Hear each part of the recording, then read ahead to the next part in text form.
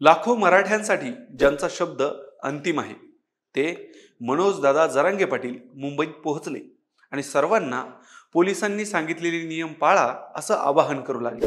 ज्या जरांगे पाटलांनी सगळ्या सरकारांना धारेवर धरून गुडघ्यावर आणलं तेच जरांगे पाटील कायद्याची नियमाची भाषा का करत आहेत? काय आहे त्यांच्या अहिंसक आणि शांततेत चालणाऱ्या आंदोलनाचं रहस्य जाणून घेऊया आजच्या भागात। नमस्कार मंडळी, मी दिनेश आणि तुम्ही पाहताय आपलं यूट्यूब चॅनल महाराष्ट्र गट्टा।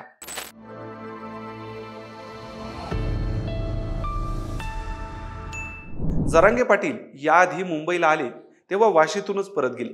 त्यांनी अजून थांबायला पाहिजे होतं हा आरोप त्यांच्यावर झाला, किंवा ते आंदोलन मध्यावरच सोडतात हाही आरोप त्यांच्यावर आहे। परंतु मोठा दबाव सरकारवर बनवून आपल्या मागण्या रेटत नेणे आणि याच्यात टप्प्याटप्प्याने पुढे जाणे हा त्यांच्या मागण्या मान्य करून घेण्याच्या रणनीतीचा मोठा भाग आहे। पण हे सगळं करताना त्यांनी एक गोष्ट पाळली, ते म्हणजे पोलीस प्रशासनाला सहकार्य करायचं। कारण त्यांना माहिती आहे आपण कायदा हातात घेत आहोत हे कारण सरकारला पुरेसं आहे आंदोलन दडपण्यासाठी। याआधी आंदोलन दडपण्यासाठी अंतरवाली सराटीत पोलिसांनी लाठी हल्ला केला आणि खोट्या केसेस फडणवीसांच्या सांगण्यावरून पोलिसांनीच टाकल्या हा त्यांचा आरोप आहे। परंतु या घटनेनंतर पुन्हा कधीही जरांगे समर्थक आणि पोलीस यांच्यात चकमक झाल्याच्या घटना घडल्या नाहीत। जरांगे पाटलांना चांगलं माहीत आहे आंदोलन दडपण्यासाठी सरकार कोणत्याही थराला जाऊ शकतं। ती प्रत्येक शक्यता दडपून टाकण्यासाठी आपला चाणाक्षपणा जरांगे दाखवत आहेत आणि एक प्रकारे आंदोलन होऊ द्यावं यासाठी सरकारसोबत किंबहुना प्रशासनासोबत जुळवूनही घेत आहेत। आता सरकारकडे सर्वात मोठ्या गोष्टी आंदोलन न होऊ देण्यासाठी आणि बंद पाडण्यासाठी काय आहेत पाहूया। पहिली गोष्ट, मुंबईतील गणेशोत्सव आणि एवढी मोठी लोकसंख्या याला त्रास होऊ शकतो हे कारण देऊन संपूर्ण आंदोलनाची मुंबई बाहेरच अडवणूक करणं सरकारला शक्य होतं। जसं दिल्लीतलं शेतकरी आंदोलन केंद्र सरकारने अडवलेलं, परंतु याने सरकारच्या विरोधातील रोषही वाढण्याची शक्यता जास्त होती। त्यामुळे न्यायालयाचा आसरा घेऊन सरकार हे करण्याच्या विचारात होतं।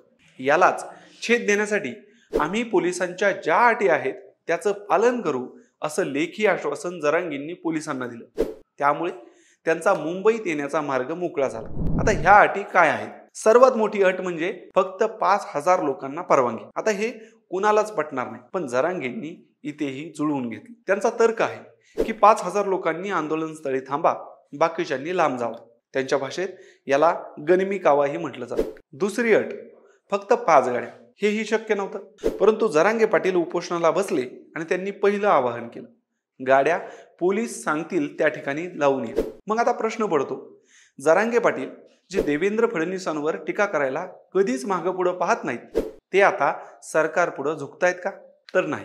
त्यांना आपल्या इगोपेक्षा त्यांच्या मागण्या मान्य करून घेणे हा विषय जास्त महत्त्वाचा वाटतो। कोणत्याही कारणामुळे पोलिसांसोबत चकमक होऊन जर गर्दी भडकली आणि काहीही अनुचित प्रकार घडला तर जरांगेंच्या आंदोलनाला जी सहानुभूती मिळते त्याच्यावर प्रश्नचिन्ह उभा राहू शकतं। त्यांना त्यांच्या आंदोलनाला मिळणारा नैतिक आधार गमवायचा नाही। विषय भरकटेल असा प्रकार टाळायचा आहे। जर जीवितहानी किंवा वित्तहानी झाली तर ते स्वतः आणि त्यांचे आंदोलक वादाच्या भोवऱ्यात अडकतील। हे सर्व टाळण्यासाठी मनोजदादा जरांगे पाटील त्यांचं आंदोलन कशा पद्धतीने नियमांच्या, सरकारने घातलेल्या अटींच्या चौकटीत राहून होईल याचा प्रयत्न करत आहेत। आणखी एक अट आहे, एकच दिवस आंदोलनाला परवानगी। त्याच्यावरही सरकार सहकार्य करेल अशी त्यांना आशा आहे। जरांगे पाटलांच्या मागे समाज याचसाठी उभा आहे, कारण आंदोलक त्यांच्या एका इशाऱ्यावर आक्रमक व्हायला तयार असताना ते त्यांना शांत राहण्याचं आवाहन करत आहेत। सोबतच आंदोलन यशस्वी करण्याचा विश्वास सुद्धा देत आहेत। हाच असतो खरा नेता, जो त्याच्या गटाला, माणसांना, समाजाला संयमी पद्धतीने पुढे घेऊन जातो। हे करूनही जर आंदोलन दडपण्याचा प्रयत्न झाला तर त्याचं खापर सरकारवरच फुटेल हे पाटलांना चांगलं कळतं।